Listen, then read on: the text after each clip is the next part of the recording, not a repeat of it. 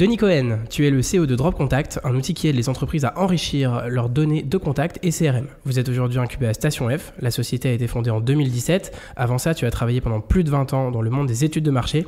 On a donc avec nous un vrai expert des données aujourd'hui. Bonjour Denis, comment tu vas ? Bonjour, super bien. En plus, il fait beau, magnifique soleil et je suis avec toi, donc c'est top. Excellent. Je te propose de rentrer dans le vif du sujet. Qu'est-ce qu'on peut faire en termes d'achat de données et qu'est-ce qu'on ne peut pas faire ? Quelles sont les bonnes pratiques pour continuer à faire du growth hacking en respectant quand même le règlement général de la protection des données ? Ah oui, donc on commence par un sujet assez complexe et assez fort. On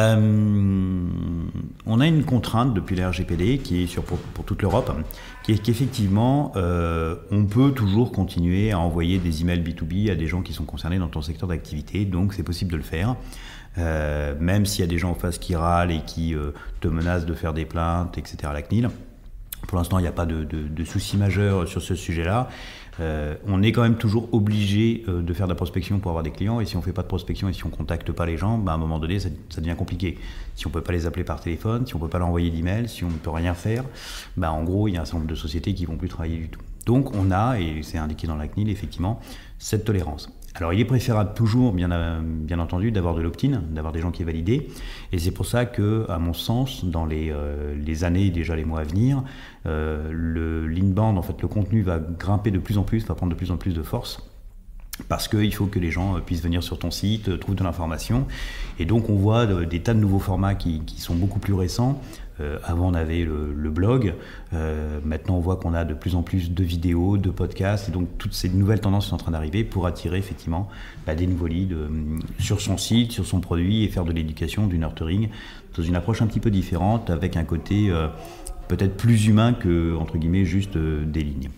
La deuxième approche est est-ce qu'on peut acheter effectivement des contacts ? Alors là on est contraint par quelque chose qui est assez fort dans la RGPD, c'est qu'il n'est pas possible d'avoir une base de données nominative et de la commercialiser sans l'accord de la personne qui est dans cette base nominative et sans que sa personne soit au courant des personnes à qui sont vendues les données. C'est écrit noir sur blanc, et c'est-à-dire que si par exemple mes coordonnées sont dans une base de données que cette société vend à X, s'ils veulent vendre à Y, je dois être averti que Y va posséder mes données. Du coup, c'est très contraignant et c'est en ce moment, je pense, un vrai sujet sur le modèle de beaucoup d'entreprises européennes et même américaines, et donc françaises aussi, qui ont constitué des bases de données nominatives et bien que c'est un modèle qui doit se révolutionner à mon sens, qui va être contraint de plus en plus par la législation à faire évoluer le modèle.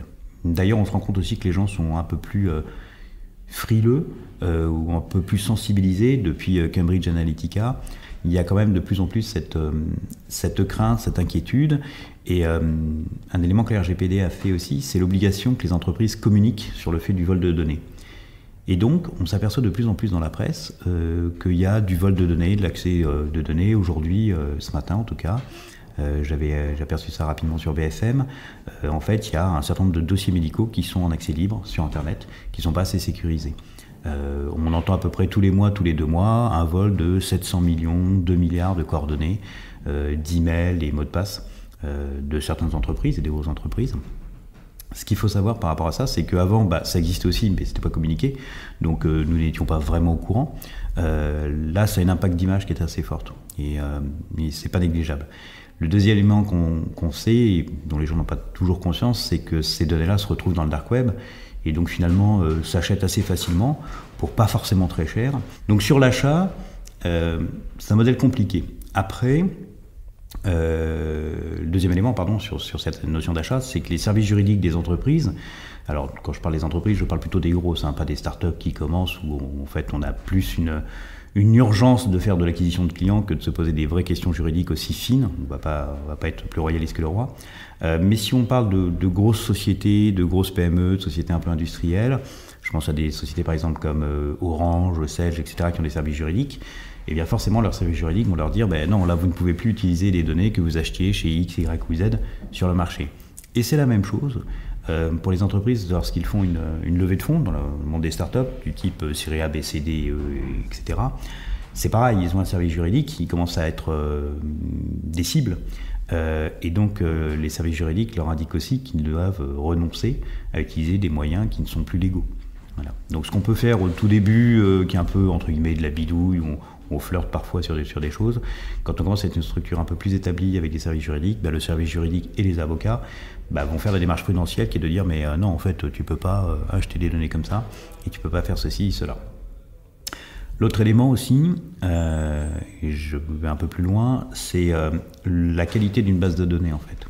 Il y a 20 ans, quand on avait une base de données, au bout d'une année, on avait perdu à peu près 10 ans de la base de données en termes de qualité parce que les gens avaient changé de société, étaient partis à la retraite, etc. Aujourd'hui, le chiffre qui est donné est plutôt de l'ordre de 30%. Donc on va dire un tiers d'une base de données perdue en un an. Pourquoi ? Parce que les gens changent beaucoup plus vite d'entreprise. On ne fait plus des carrières de 20 ans dans une entreprise. Et donc maintenir une base de données, aujourd'hui, est très compliqué et très coûteux. Compliqué parce qu'elle change vite, coûteux parce qu'avant, il y avait plusieurs sociétés qui faisaient ça, qui le faisaient plutôt très très bien, qui téléphonaient, qui qualifiaient les personnes dans leur base de données. Aujourd'hui, il n'y a plus de standards, il y a des boîtes vocales, il n'y a quasiment plus que le mobile, donc ça nécessite finalement beaucoup plus de main-d'œuvre et là aussi un coût très important. Enfin, la meilleure base de données, en tout cas sur l'Occident, c'est LinkedIn. Est-ce qu'on peut, alors le terme un peu technique c'est scraper les données de LinkedIn, il y a du oui, il y a du non, il y a LinkedIn qui dit non, c'est pas possible, mais il y a un petit flou qui permet effectivement aujourd'hui de pouvoir se glisser pour pas mal de sociétés. La contrainte maintenant n'est plus une contrainte juridique, même si elle existe un peu quand même, la contrainte technique, c'est-à-dire que au départ, on pouvait entre guillemets scraper plein d'outils et assez facilement LinkedIn. Maintenant ça devient de plus en plus compliqué. Les quelques outils qui permettent de scraper, pour certains, ont vu au cours des dernières semaines leurs applications bloquées, qui ne marchent plus. Et la technique qu'utilise LinkedIn pour le faire, c'est en gros non pas de prévenir la société qui le fait, qui fait l'outil, mais maintenant il bloque temporairement le compte LinkedIn de l'utilisateur, c'est-à-dire de la personne qui scrape. Et quand tu as le message, tu as tendance à te dire que finalement, je vais peut-être t'arrêter. Donc tu renvoies un petit message à LinkedIn qui va dire non, j'ai été un mauvais garçon, je ne recommencerai plus. Et donc il te réactive ton compte sous 24 heures. Donc ok, ça c'est bien. Si tu fais la deuxième fois, si tu recommences et qu'il te repère, la deuxième fois, le message est plutôt de écoute, on a vu ce que tu faisais, donc a priori, si ça continue, on va détruire ton compte. Et psychologiquement, quand tu fais du scrapping, ils t'annoncent qu'on va détruire ton compte LinkedIn, tu as tendance à désinstaller soit l'extension, soit l'application et à lever le pied. Donc la recommandation, c'est plutôt d'utiliser des outils qui font ça très bien et d'être toujours au-dessous du radar. Et donc chaque outil va faire des recommandations pour te dire quelle est la limite que tu ne dois pas dépasser pour ne pas te faire repérer sur LinkedIn. On comprend donc que avoir une base de données client, c'est compliqué, c'est difficile à maintenir. Et pourtant, il y a encore beaucoup d'entreprises qui ont une base de données marketing et une base de données sales. Est-ce qu'aujourd'hui, dans une ère numérique où tout change très très vite, ça a encore du sens ? Très gros sujet. Très gros sujet, ça a été tout l'historique et depuis des années, il y a toujours une séparation entre l'équipe marketing et l'équipe sales, avec des outils différents d'ailleurs. Souvent, dans les sociétés un peu importantes, on voit des solutions comme Marketo qui est géré par l'équipe marketing, et puis à partir d'un certain score obtenu par le lead, on va le passer à l'équipe sales, dans Salesforce par exemple. Donc ça a toujours été un peu ce mode de fonctionnement qu'on retrouve beaucoup dans les entreprises. Moi j'ai tendance à dire que comme l'achat de données de contact va être plus compliqué et plus coûteux pour avoir un lead, dans le sens où il faut faire de l'inbound, il faut faire du webinar, il faut faire du salon, etc. La donnée de contact qu'on a, c'est un énorme capital qui a beaucoup de valeur. Et plutôt que chercher à enrichir en volume, on peut vraiment l'exploiter en profondeur. Ce que je veux dire par là, c'est qu'à un moment donné, quand on a un prospect, c'est un grand classique, on a un prospect, on échange avec lui, on lui fait une offre, ça avance. À la réunion commerciale du lundi matin, on dit « Ah oui, là je le sens bien, on a 60% de signé avec lui. Oui, ça avance bien, il m'a demandé les prix, on a 70% de signé avec lui, on avance. Et puis au final, le client n'a pas acheté. » On a tendance finalement à laisser tomber ce lead, qui était un lead à un instant T, et à le laisser tomber dans le fond, alors j'aime bien cette expression, dans le fond du CRM, et plus vraiment s'en occuper. C'est-à-dire que les entreprises qui ont un CRM, que ce soit marketing ou un CRM commercial, ont une grosse quantité de contacts qui sont inexploités dans le temps. Et pourtant, c'est un énorme capital, parce que si à un moment donné, j'ai quelqu'un qui était dans un contact et finalement qui n'a pas acheté, ça ne veut absolument pas dire que 6 mois après ou 1 an et demi après, la personne ne va pas acheter. La probabilité que je contacte une entreprise et que dans les 3 mois qui viennent, j'appelle pile poil au bon moment, où je suis dans la bonne lunette, où la personne est vraiment intéressée, où ils vont passer à l'acte d'achat, etc. Et finalement, c'est infime. Mais potentiellement, si je l'ai contacté, si je l'ai targeté, c'est parce qu'il est dans ma cible et donc qu'il est potentiellement un acheteur, même sur du plus long terme. Et donc, il y a un vrai travail à faire là-dessus. Et je réponds à ta question sur le fait de, est-ce que ça fait vraiment du sens aujourd'hui de séparer le marketing, des données marketing, des données sales? Ma réponse personnelle est non.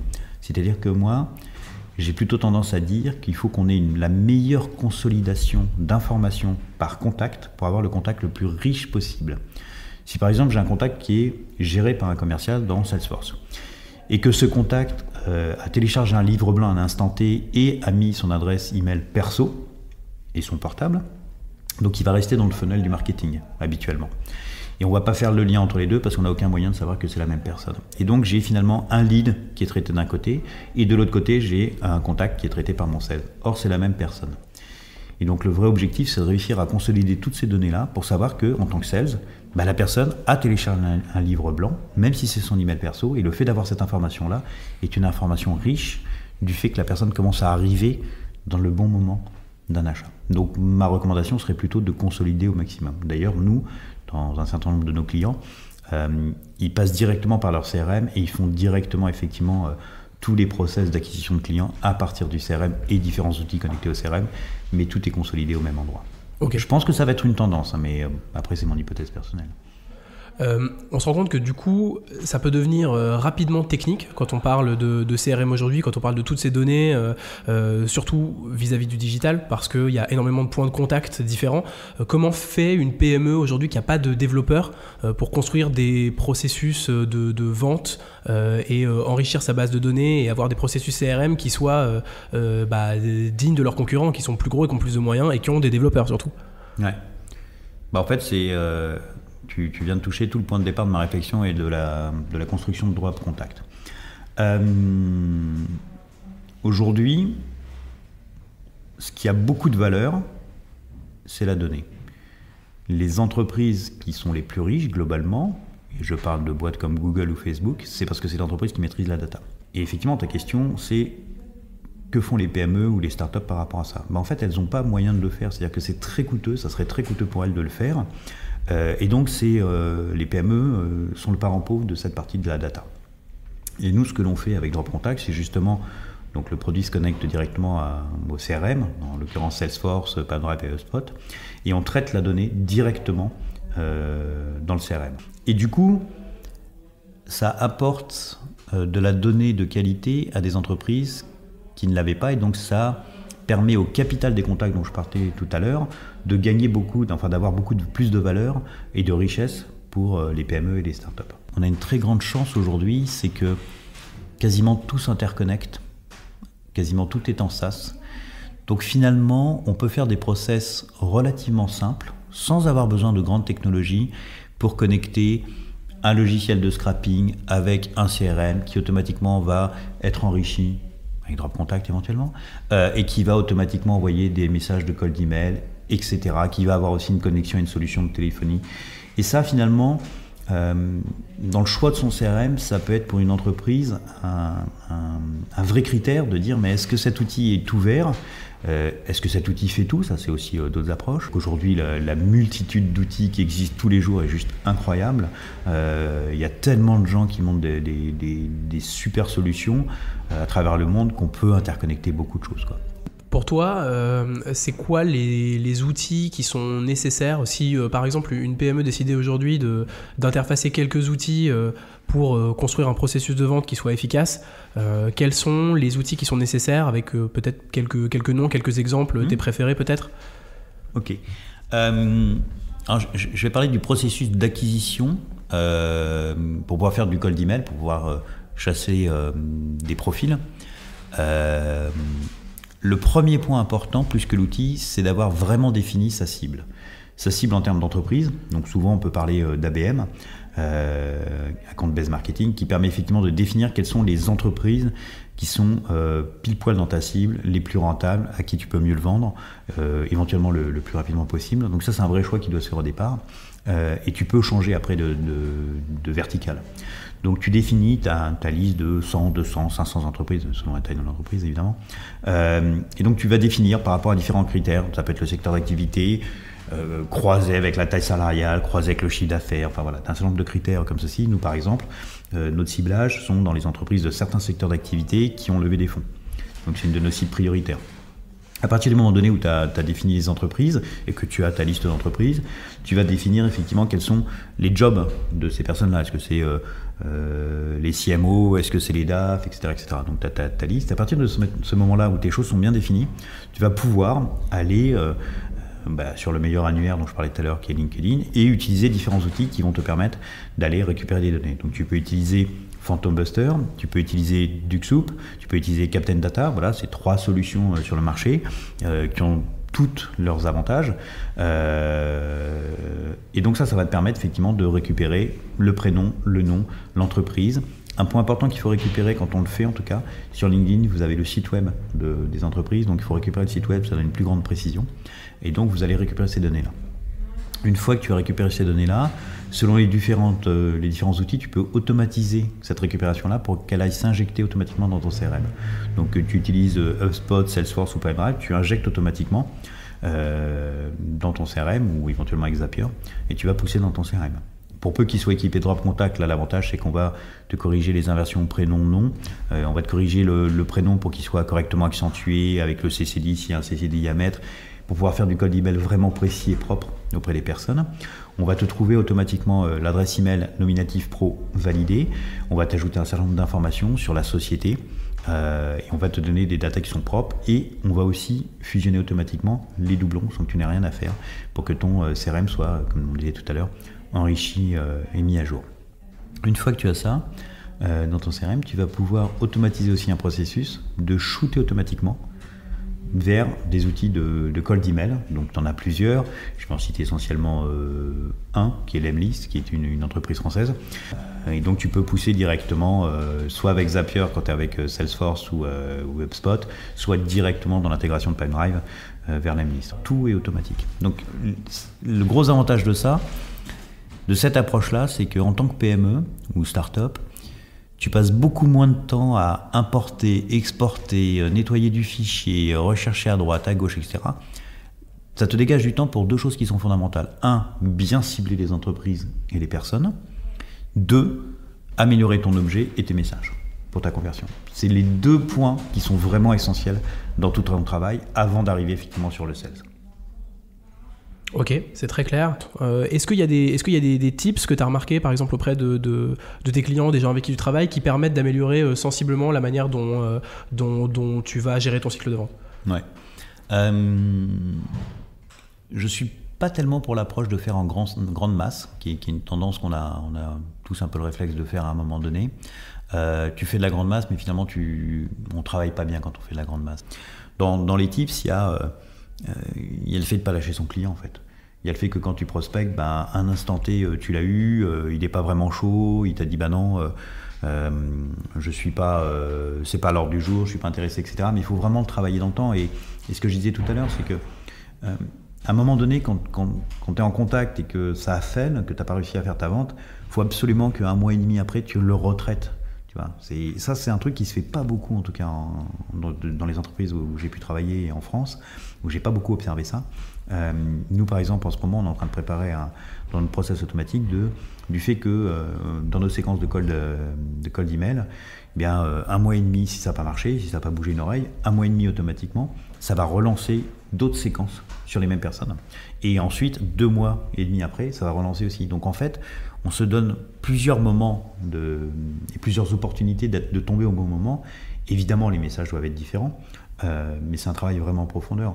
Et c'est pour ça que je parle toujours du capital. À partir du moment donné où tu as défini qu'une entreprise est ta cible, que tu as les bons interlocuteurs, même s'ils changent, c'est une entreprise que tu dois toujours garder dans ton target, que tu dois toujours travailler dans la longueur. et pas uniquement dans l'opportunité du moment de voilà, cette semaine celui-ci je vais le signer, non je l'ai pas signé, c'est pas grave, on va le re-signer après. Ok, excellent.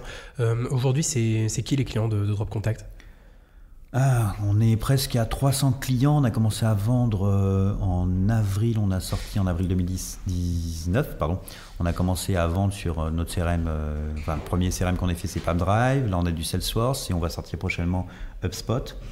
Dans les clients, on a quelques belles marques, quelques belles entreprises comme Welcome to Jungle, Talent.io, on a du Bird Office, on a Kimono, on a Miro pour les fichiers.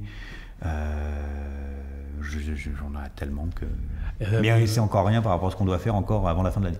Est-ce qu'il y a un peu d'entreprises traditionnelles aussi ou c'est pas encore quelque chose qui est très développé? Oui. Alors ça c'est une cible, c'est encore la cible la plus importante pour nous. C'est effectivement, comme on disait au tout début, tout ce qui est PME. Tu vois, par exemple, on a une société qui est Archiveco, qui avait racheté Locarchive, qui est la boîte qui fait toutes les archives en France quasiment sur le marché. Tu as une boîte comme Econocom, qui sont aussi clients chez nous. Donc on est plus sur des sociétés qui sont classiques. Donc je les cite moins parce que forcément ça parle un petit peu moins... en général les auditeurs de podcast, mais c'est une cible qui est très importante pour nous parce que le marché est juste en Europe monstrueux, et notre cible c'est l'Europe.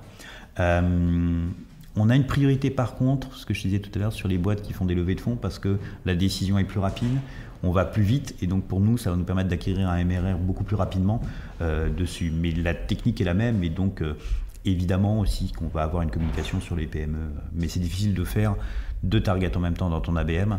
Tu descends une verticale et après tu refais une autre verticale. Donc première verticale en tout cas pour jusqu'au premier trimestre, deuxième trimestre de l'année 2020, pour nous c'est les entreprises qui ont fait des levées de fonds. Et effectivement en termes de communication, on doit aussi beaucoup travailler sur les PME. Ok, excellent. On arrive à la fin de cet épisode. J'ai envie de te poser quelques petites questions qu'on pose à tous nos invités. Voilà, c'est généralement un petit choix entre 2 petits mots. Donc ouais. Voilà, un peu tac au tac. T'es prêt? On va essayer. Ton outil numérique préféré? Compliqué. Mon outil, en fait, comme je suis un fan d'outils SaaS, c'est le préféré. Évidemment Pocket, à part que j'aime pas la recherche dans Pocket qui est toujours aussi mauvaise, et même dans la version payante, mais Pocket est vraiment un outil que j'utilise beaucoup. Facebook, étonnamment, j'étais complètement contre, et en fait, c'est devenu ma première source d'information, sachant que je suis dans pas mal de groupes.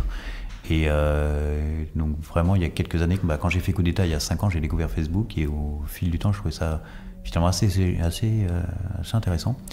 Lemlist évidemment, on utilise comme CRM Pipedrive qui a l'avantage d'être simple pour le sales et qui est très ouvert sur les autres. Donc c'est un produit effectivement que nous on aime bien, mais pas réfractaire. HubSpot aussi un très bon produit. Salesforce c'est génial, mais du coup nécessite finalement beaucoup de temps pour paramétrer. On peut aller très très loin, mais c'est beaucoup de temps de paramétrage et donc ça nécessite des coûts importants. Voilà les quelques outils que j'ai en tête là tout de suite. Agir ou penser? Mais c'est compliqué parce que tu as les deux en même temps. C'est-à-dire que j'ai besoin de penser avant d'agir. Je suis plutôt sur... j'ai besoin d'avoir beaucoup d'informations sur quelque chose avant de me décider. Mais après, il faut que tu exécutes, quoi. Donc il faut vraiment agir. Donc je ne crois pas qu'on puisse séparer les deux. Vraiment, il n'y a pas... je crois que chacun a ses propres règles, mais voilà, moi j'ai plutôt tendance à penser et ensuite agir, et je pense que je phosphore avant d'agir. Diplôme ou expérience? Les deux sont intéressants. L'expérience, oui, parce que tu apprends des choses, mais le fait d'avoir des diplômes, c'est aussi le fait d'avoir une certaine formation, un apprentissage du travail, une version académique. Donc c'est vrai qu'en ce moment la tendance est plutôt de dire non mais les diplômes ça sert à rien, il y a juste l'expérience. Je serais pas aussi radical parce qu'en gros quand tu regardes quand même les mecs qui ont fait des super startups là dont on parle tous, globalement tu as quand même un paquet de centraliens, de mecs HEC, de polytechniciens. Alors tu as peut-être quelques mecs qui ont le CAP, mais je suis pas sûr que ça soit la majorité. Donc je crois pas que le diplôme soit si fondamental, clairement. Et moi-même, j'ai pas des diplômes de fou, donc l'expérience compte aussi. Et c'est vraiment peut-être plus un feeling, en fait. C'est assez terrible. Hein. Et puis après, c'est ce que la personne a envie de monter en compétence et d'apprendre. Et c'est un des critères pour moi qui est le plus important, quoi. Dans la tech, anglais ou français? Dans la tech anglais, pour nous c'est un peu particulier parce que notre marché est effectivement la tech, donc les boîtes SaaS, etc., donc anglais, mais en même temps comme tout le marché PME est pour nous extrêmement important, on a sur la France effectivement dans un premier temps la version française et c'est pour ça qu'on a commencé un peu par le français, mais très très rapidement on va être obligé de faire les deux parce qu'une fois qu'on est sur le marché français, on a l'Europe qui est notre cible, donc l'anglais évidemment t'ouvre un marché beaucoup plus grand. Voilà, j'ai terminé, c'était canon, merci beaucoup. Merci beaucoup à toi.